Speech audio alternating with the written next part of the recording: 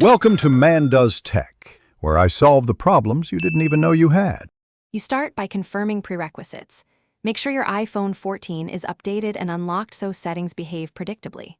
Once done, open the clock app and go to the Alarm tab. Tap Edit or the plus button to modify or create an alarm. Now check the physical side switch and focus modes because they can mute notifications.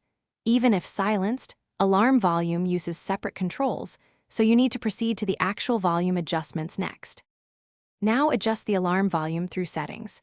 Tap sounds and haptics and focus on ringer and alerts. This controls alarm loudness.